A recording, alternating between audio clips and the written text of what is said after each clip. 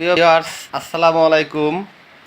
আমি কিছুক্ষণ আগে বলছিলাম যে রেস্ট নেওয়ার কোনো উপায় নেই, শোয়ার কোনো উপায় নেই। তার কারণ হচ্ছে এই যে আমার ছেলে শোয়ার সাথে উঠে এসে মাথার উপরে পিঠের উপরে কোথাও না কোথাও এসে অবস্থান করবে। যা আপনার ঘুমানো তো দূরের কথা, রেস্ট বা যাই বলেন না কেন তা আপনার হারায় চলে যাবে।